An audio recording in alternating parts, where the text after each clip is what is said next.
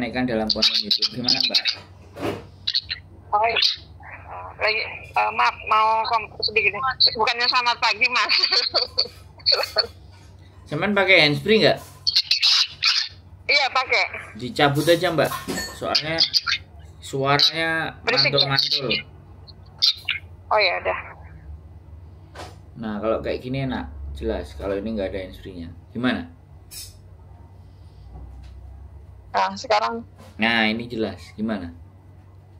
Oh ya, itu Mas aku mau tanya, temanku dia barusan di interminate kemarin, 3 hari kemarin, tapi dia udah 2 kali di interminate, 2 kali di notice gitulah. Pertama dia baru 2 bulan di sini, dia sendiri notice, tapi dia pulang Indo, terus balik lagi ke sini baru kerja 6 bulan, lah itu majikannya yang notice dia kemarin itu.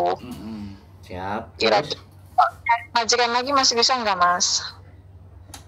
Kalau dia mau cari majikan lagi, sekali lagi saya tidak bisa bicara bisa dan tidak, tapi berat karena udah 2 kali.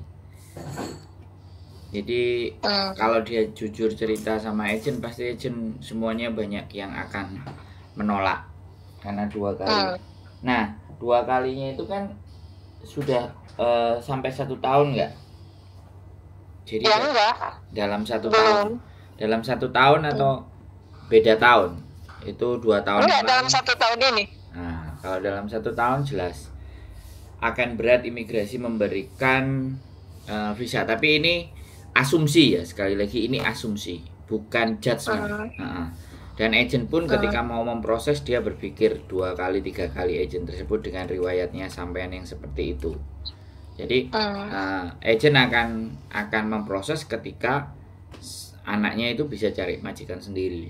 Itu biasanya karena majikannya yang mau. Karena setiap majikan akan selalu menanyakan.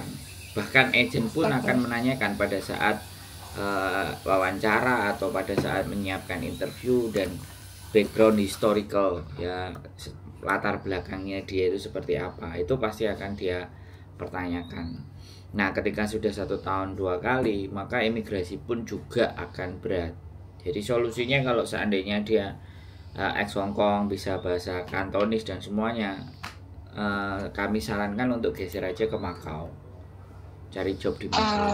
Kalau cari job di Makau otomatis ya tinggal itu kesempatannya dia. Kalau ternyata kesempatannya dia di Makau dia dapat, ya manfaatkan dan mainkan itu gitu loh. Jangan sampai ya ini 2 bulan dia break, sekarang dia bertahan 6 bulan dia yang di interminate. Nah, jadi what's wrong? Ada apa dengan anak ini? Persoalannya bukan di majikannya. What's wrong? Anak ini kenapa gitu loh. Imigrasi akan menelisik itu gitu. Jadi berarti kan tidak capable. Makanya kenapa sih pada saat memang selama majikan nggak nginterminate. Nah yang kedua ini kan di interminate. Yang pertama kan ngebreak. Nah selama majikan nggak nginterminate ya minimalnya bertahan. Solusi kalau dari saya ya silahkan cari jobnya ke Makau. Kalau cari job di Hongkong ya silahkan, mumpung ada sisa waktu, coba beredar aja ke semua agent-agent, beredar aja, datengin satu-satu semuanya kan, mau nggak mau. Kalau masih dia mau berharap pekerjaan di Hongkong loh ya. Iya, itu kendalanya, maaf dulu ya Mas Matang, kendalanya juga memang dia belum act, tapi memang kalau bahasa Inggris dia oke gitu, dia hanya cuman act Taiwan. Dan kemarin itu kan aku tanya, saya bilang gitu kan, dia kayaknya sebenarnya sih masih sukanya pengennya kerja di sini di Hong Kong. Sebenarnya sama aku udah tak anjurin, kamu mendingan kerja aja dulu ke Makau, saya bilang gitu kan. Kalaupun masih mau ini ke Hong Kong, mungkin udah di Makau udah ini, kamu mungkin bisa lagi coba tatanya. Aku bilang aku mau nanya ke Pak Sandro bisa nggak itu bantuan gitu loh. Kalau memang kamu ngotot mau minta dicariin lagi kerja di sini di Hong Kong, makanya saya sekarang ngomong ke sampean Mas. Jadi gini Mbak, kan dia 6 bulan. Nah ini kita nggak tahu 6 bulan ini PT-nya dia ngunci nggak gitu. Kalau PT-nya dia masih kunci, maka agent yang baru ini pasti akan mempertanyakan lagi karena statusnya dikunci. Jadi dia harus balik ke PT yang lama kalau dia mau cari majikan lagi, balik ke PT yang lama. Tapi boleh PT itu punya berapa agent, cari majikannya dari PT lama. Tapi kalau agent baru kemudian dia ngecek ya kan ID online-nya itu ternyata masih dikunci di PT yang lama, di situ yang akan menjadi sebuah kesulitan buat agent baru. Dan agent baru pasti akan minta duit karena dia akan nelpon agent lama sampean untuk membuka kuncinya itu. Nah ini persoalannya kalau dalam 1 tahun itu tidak kelar gitu. Dan walaupun maaf Mas, walaupun memang dia udah habis potongan gitu. Nah makanya yang harus di make sure adalah dia pastikan nanya ke PT tersebut. Ya soalnya kan agent baru nggak mau akan dilimpahin untuk buka kuncinya. Nah ini KJRI punya yang bisa paham peraturan yang seperti ini, karena itu adalah perjanjian antara KJRI dan PT-PT di Indonesia. Jadi anak yang belum 1 tahun itu walaupun selesai potongan, nah ini statusnya bagaimana? Di PT lama seperti apa? Dia harus bertanya, apakah saya boleh ganti majikan, cari majikan lagi tanpa menggunakan PT-mu atau nggak pakai gitu loh. Agent semuanya ya pasti jiper toh Pak, Mbak. Masih mau proses dia kan belum 1 tahun. Saya pun kalau ataupun ada majikan mau memproses kan kita mesti tanya PT kita di Indonesia, suruh ngecek namanya dia, ID-nya dia, dicek, masih kekunci. Nah anaknya yang akan dibebani biaya, itu Indonesia peraturan. Makanya itu aku feelingnya kemarin itu kan kayak gitu, ya maaf aja. Apalagi tak tanya aku, saya bilang aku tanya agentnya, agent apa, ya tak inisialin aja ya agentnya itu dia yang di Nurpan itu agent S gitu kan. Waduh, tak bilang gitu kan. Itu agent S itu aku tahu, memang udah tahu kayaknya banyak orang dengar itu rese juga gitu loh. Aduh, saya bilang gitu, kayaknya kamu ini, terus makanya tak anjurin tuh kamu mendingan ke Makau aja lah gitu kan. Misalnya kalau ganti agent itu ke Makau bisa kan gitu ya Mas? Ya kalau ke Makau tanpa agent Mbak, pekerjaan gitu ya? Di fanpage-nya Facebook itu ada Makau employee, jadi domestic helper in Makau itu ada. Saya juga udah bikin kontennya itu, jadi dicari aja halamannya, page-nya itu majikan itu langsung ada di situ. Karena Makau menolak perjanjian dan Makau nggak ada perjanjian, masih belum deal antara perjanjian antara Indonesia dan Makau. Makanya sebenarnya kalau teman-teman itu pintar cari pekerjaan di Makau itu sebenarnya bebas calo, tidak ada agensi. Dia bisa ketemu dengan majikan sendiri, itu bisa di deal dan itu biayanya jauh lebih murah.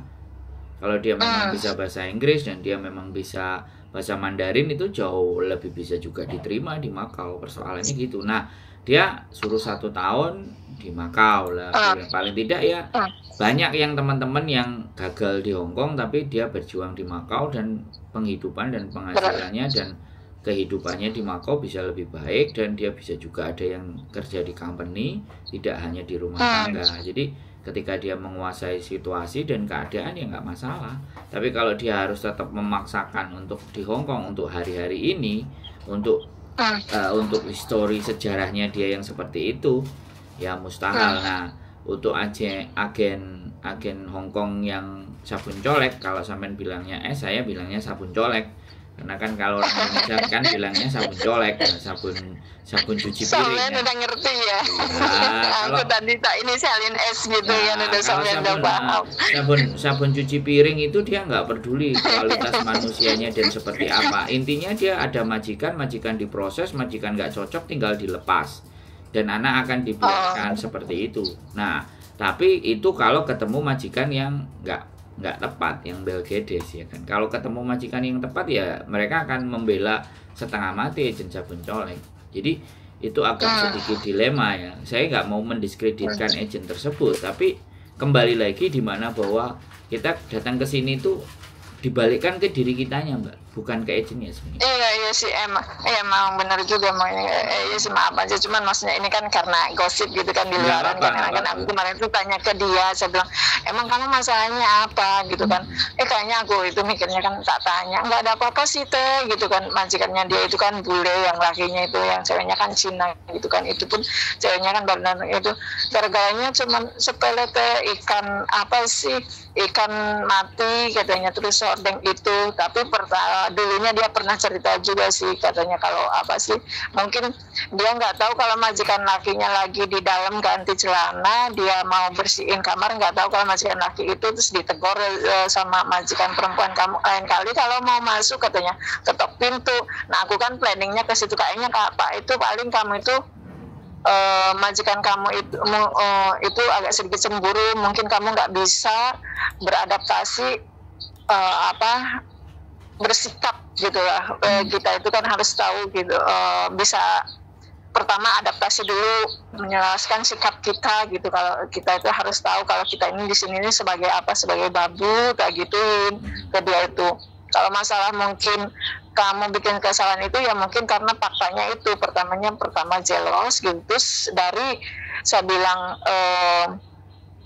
skillnya kamu itu kurang cocok kata aku itu gitu. Akhirnya makanya jadi majikan nggak, dengan masalah seperti begitu jadi bikin ya ngeluarin kamu tak gituin kan. Terus tak tanya emang agentnya apa gitu, ya agentnya waduh tak bilang gitu kan.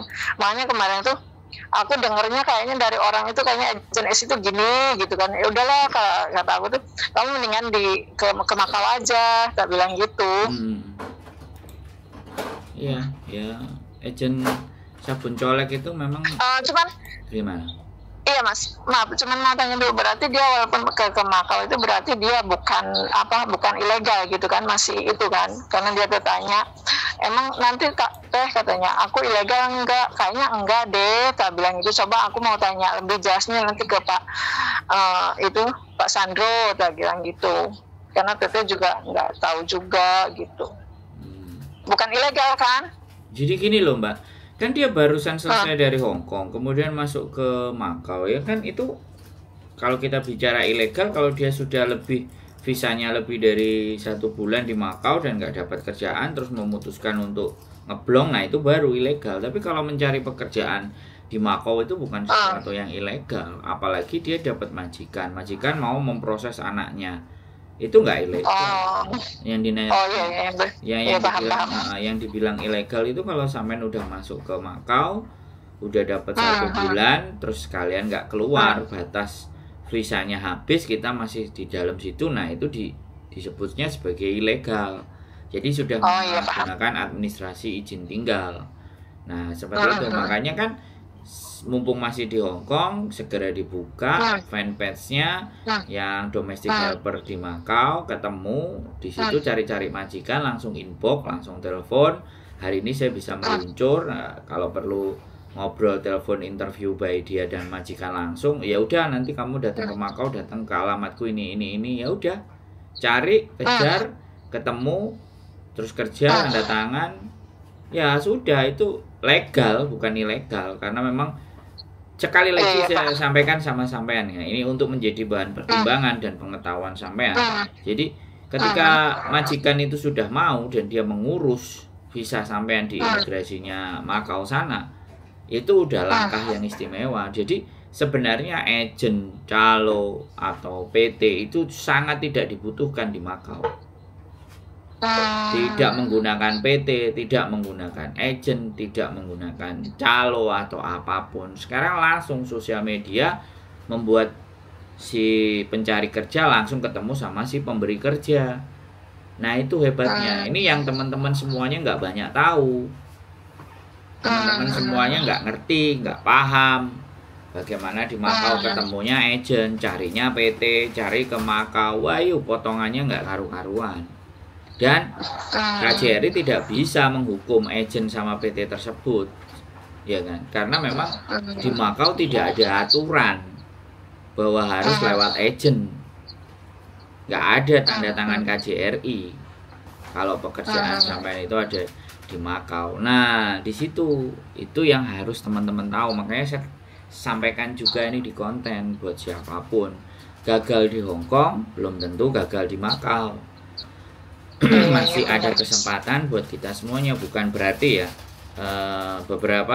beberapa KJRI pun juga menghimbau untuk tidak bekerja di Makau, karena memang kalau terjadi sesuatu tidak bisa membantu ya, itu tidak salah ya, teman-teman harus membantu dirinya sendiri dong, kan seperti itu kompensasinya, konsekuensinya ya kan. Kalau di Hong Kong ada KJRI ada masalah dengan majikan, nggak lapor aja ke KJRI itu bisa, tapi kalau di Makau tidak bisa, tidak ada hubungan kerjasama antara Indonesia dan Makau. Itu yang harus dia sadari.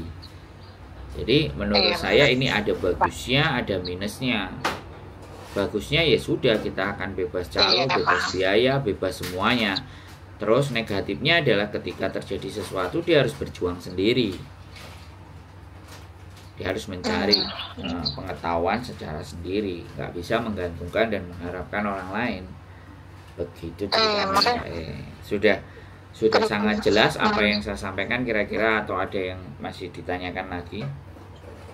Udah, makasih banget, kayaknya aku paham Mas. Makasih.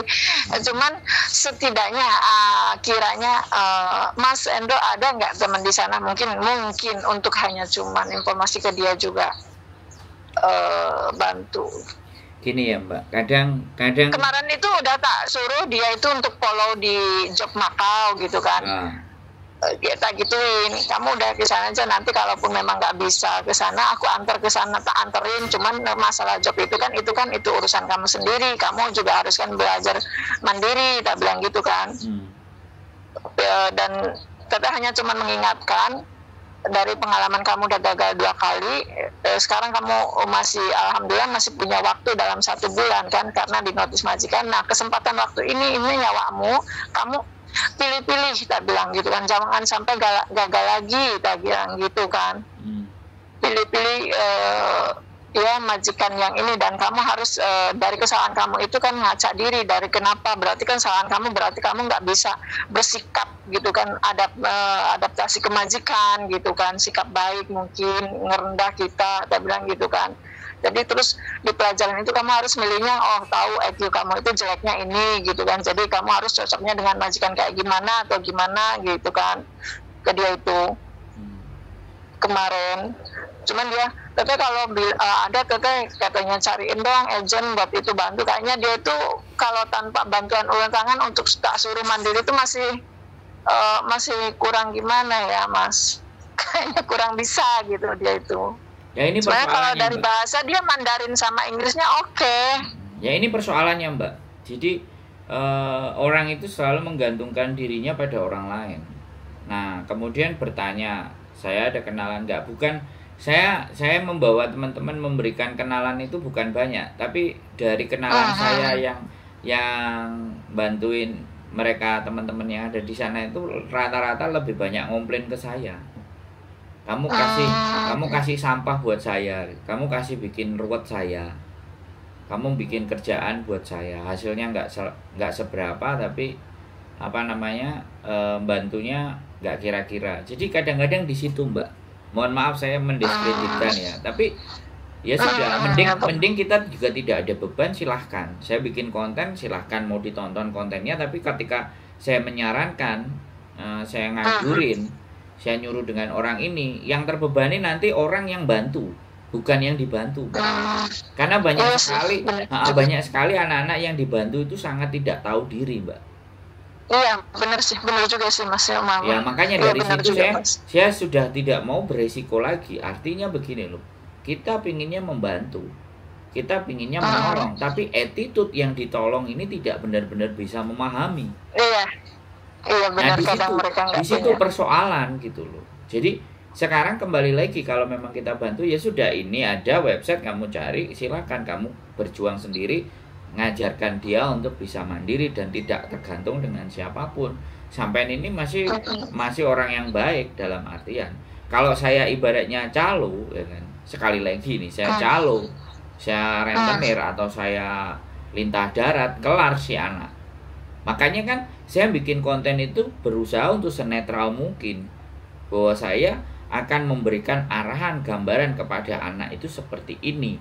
Ya di depan saya tadi bilang nggak perlu pakai agent, nggak perlu pakai PT. Kamu dapat majikan, ngomong-ngomong sama majikan, diproses majikan, selesai. Itu kan biaya yang sebenarnya sangat murah sekali. Tapi sudah dimurahkan, sudah enak seperti itu, dianya masih gantung, masih mau ketergantungan untuk orang lain nolong. Lah ketika nanti dia dikenakan potongan, ada yang bantu misal, terus dikenakan potongan, dianya ngamuk-ngamuk. Nah, kan jadi sesuatu yang serba salah. Iya, nah ya itu Mas, aku tanya cuma sekali lagi, itu masalah aku pengen tahu informasinya, jadi kan biar nanti kan kalau dia di sana dipotong berapa kan nggak mau juga aku disalahkan dong, aku hanya cuma pengen tahu gitu kan, ini kira-kira gitu potongan misalkan itu potongan standarisasi di sana berapa Mas? 2 apa mungkin 3 gitu? Kan saya garis bawahi lagi, tidak ada hubungan antara Indonesia dan Makau, tidak ada standar. Yang dari Indonesia itu ada yang dipotong sampai 20.000, 15.000. Mob gajinya dipotong dari majikan. Coba, apa enggak itu kita menyodorkan dia untuk dipalak? Kalau kita ngasih sama agent atau ngasih rekomendasi. Bahkan yang ngasih rekomendasi nanti bisa dikira-kira jalan kamu juga minta untung. Lah agent juga dari saya. Lah aku ngasih buat kamu, yang ngasih orang apa enggak minta. Nah, percaloan itu sudah hal yang wajar di Makau. Sampai 15.000, 12.000, makanya kita harus smart, harus pinter, cari majikan dulu. Biar kita tidak melalui mereka. Sosial media sudah kebuka. Ada 2 grup loh di fanpage itu, dan itu isinya majikan semua yang cari CC. Majikan juga tidak ingin dimintain uang sama agent. Saya sudah ngasih 3 kalau enggak 4 anak untuk lihat di fanpage, dia dapat majikan langsung. Dan terakhir kemarin dia telepon ke saya, Mas, saya sudah ada kerja di Makau, saya sudah dapat kerja, cuman terima kasih, cuman say terima kasih aja Mas. Nah itu yang agak tahu diri, masih sayanya sudah lupa, dianya masih telepon. Saya sudah lupa, saya pernah memberikan pandangan dan gambaran sama dia, saya sudah lupa, tapi dia telepon. Dan kebetulan dia teleponnya juga lagi di boarding. Saya nggak bisa korek terlalu dalam karena ribut sekali di dalam boarding. Ya tapi dia udah menyampaikan ke saya, dan posisinya dia sudah di Makau, sudah dapat kerja, more than enough, sudah cukup bagi saya, Mbak. Ya kan, saya nggak meminta pelaporan yang harus dan semuanya, enggak. Tapi dia mau nelpon, menurut saya masih ada adab dibandingkan yang lain-lain yang sudah ada kerjaan, udah nggak penting lah si Sandro udah berjalan di sini. Nah saya juga tidak menginginkan untuk ditelepon, tapi setidaknya ketika mereka dari Makau dia bercerita jalannya dia mendapatkan pekerjaan, kan setidaknya ada follow up. Jadi penonton channel YouTube saya itu, oh begini, oh ya, oh pakai seperti ini, pakai seperti itu. Terima kasih ya Mas Sandro. Itu buat saya ya adab sekali gitu. Tapi banyak ya yang sekali lagi punya permasalahan telepon, dan saya cuman menganggap, saya nggak harus mereka lapor ke saya cuman menganggap di saat mereka sudah tidak telepon saya lagi, saya menganggap urusannya dia sudah beres. Terlepas dia pada fakta dan kenyataan nggak bisa, hancur remuk, tapi saya cuman menganggap ya sudah urusannya dia kelar dengan saya. Kan juga tidak ada keharusan bagi mereka yang nelpon untuk ngabarin, tapi ketika dia bisa ngabarin itu menginformasikan kepada dunia, menginformasikan kepada teman-teman bahwa kalian nggak usah khawatir, ini ada jalan menuju rumah, ini ada potensi yang masih bisa kalian garap, ini masih ada kesempatan buat orang-orang yang gagal di Hong Kong. Saya sebenarnya cuma ingin menyampaikan itu, tapi kadang-kadang gaya berpikir dan cara berpikir antara yang telepon dan yang ditelepon itu nggak sinkron. Sama kan tahu sendiri kan Mbak. Jadi saya nggak akan berhenti dalam membuat konten untuk sebenarnya tujuannya adalah memahamkan. Bahkan kadang-kadang ketika saya telepon dengan calo, saya telepon dengan rentenir, dianggapnya mencari panggung. Padahal ketika kita mendengar informasi dari dua belah pihak, maka kita akan menyimpulkan, sebenarnya persoalannya ini ada di mana? Persoalannya ya maaf Mas, justru sebenarnya yang kayak begini itu Mas, maksudnya apa sih, orang yang paling mulia, karena aku inget gitu kan, nenekku dulu mengatakan gitu kan, kamu jangan menolong orang dengan apa sih, dengan barang, tapi menolong teman kamu dengan solusi, dengan apa, kalau dia mungkin lagi kecelakaan apa, curhat ke kamu dan kamu ngasih pendapat, ngasih itu yang paling berharga daripada barang. Karena kalau barang itu udah dimakan habis, tapi kalau dengan solusi, dengan pengalaman kamu ngasih dia, maksudnya kan pengalaman kamu diterapkan dia untuk bikin dia baik, itu yang paling berharga. Dan jarang orang yang melakukan itu, dan itu yang paling bermanfaat dalam dunia dan akhirat gitu loh, kata nenekku mah gitu. Tapi tak iniin juga, kayaknya emang bener juga tak rasain. Dan kayaknya kalau menurut aku ya, ininya Mas Sandro itu ya memang benar dan bagus, itu akhlak yang paling mulia Mas. Aku paling suka itu ngelihat itu kontennya kamu dan kontennya Kang Deddy Mulyadi, karena menurut aku ya berharga banget gitu loh, dari akhlak-akhlaknya yang kayak begini gitu loh. Jadi ya makanya kan sekali lagi ya, cara pandang dan cara berpikir seseorang itu terlihat dari background, dari latar belakang dia sebagai manusia ya kan. Kalau yang latar belakangnya dimaki dan dimarah-marah, melihat sesuatu itu hanya emosional. Tapi kalau dia punya background dan latar belakang di mana bahwa pengetahuan, kemudian pandangan hidup itu adalah sesuatu yang bernilai dan bermanfaat, maka dalam menilai konten saya pasti dia akan punya penilaian yang lain. Jadi iya, justru itu yang berharga banget menurut aku ya. Dia kebingungan punya persoalan, kebingungan punya masalah. Lah ya kita gambarkan masalahmu itu seperti ini, kesalahanmu di sini, masa depanmu tidak hancur hanya karena hal ini, masih ada kesempatan di sini dan di situ dengan kemampuanmu. Nah, go ahead, lanjutkan, silahkan, kamu publik, kamu belajar, kamu cari tahu. Jadi jangan berharap nanti dibantuin. Nah, kadang nanti kita membantu, ya kan, nyampe di Makau, ya kan, kemudian kena potongan dan semuanya. Siapa yang akan disalahkan? Yang ngasih info kan, ya kan. Makanya kan, dia hanya melihat sesuatu jeleknya aja, tapi untuk menilai bahwa kita dituntun di titik tersebut itu dia nggak pernah akan membayangkan itu. Begitulah manusia. Jasanya itu kadang nggak di ini ya Mas ya. Begitulah jasanya manusia. Sampai ngasih saran itu. Manusia hari ini tuh begitu Mbak, gitu. Jadi apapun kalau baik buat dia, bagus buat dia, kita dibilangnya baik. Tapi ketika endingnya adalah jelek buat dia pasti akan menyalahkan atas kejelekan itu siapa yang membuat kejelekan, tapi tidak mengevaluasi ke dirinya sendiri. Itu masalahnya manusia hari ini. Kadang manusia gitu, kadang mereka itu dari pengalaman nggak bisa mengaca diri, berintrospeksi, menyalahkan. Pasti lebih mudah. Hidup itu lebih mudah menyalahkan daripada melihat ke dalam diri kita. Itu normali kehidupan. Kita akan melihat sesuatu yang di luar, tapi kita tidak akan pernah melihat sesuatu yang ada di dalam. Makanya dalam berbicara pun saya juga harus berhati-hati. Jadi penonton saya itu yang sudah sangat memahami cara berbicara. Kalau seandainya pembicaraan saya mulai dipotong, saya juga mulai meninggi, yang komen udah pasti. Kamu kalau si Sandro ngomong, kamu mulai potong, dia mulai ngegas. Makanya kan saya selalu ngasih jeda dulu. Silahkan diceritakan dulu persoalannya, baru giliran saya ngomong. Karena kan kita ini diskusi, bukan curhat loh ya.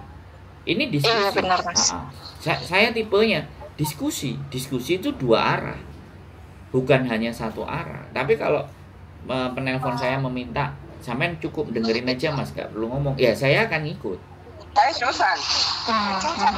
Jadi seperti itu ya solusinya. Jadi ke situ Mbak, ke Makau, dia silahkan berjuang. Ini sampean orang baik, sampean mengarahkan saudaranya atau teman sampean untuk jauh lebih baik, ya welcome to the Hong Kong. Selamat datang untuk kedua kali. Itu aja. Kita kembalikan ke dirinya sendiri aja seperti apa. Iya. Oke. Ya udah, makasih banget Mas. Ya, sehat makasih selalu. banget. Makasih. Sehat selalu buat sampean Mbak Iya ya, sama-sama. Yo. Sama-sama sampean juga Mas. Oke. Semoga tambah sukses tambah ini ya. Amin, siap. Jangan berhenti dengan ituan orang gitu Mas. Yang penting sampean punya niat itu bagus, aku mendukung banget. Aku suka. Terima kasih dukungannya. Dan sebenarnya ya sama-sama. Ya. Halo. Ya udah, makasih. Makasih banget Mas. Oke, siap. Assalamualaikum. Mbak yuk. Mantap Ya. Nun. Terima kasih banyak. Iya, yuk. Sama-sama. Assalamualaikum Mas. Waalaikumsalam warahmatullahi wabarakatuh.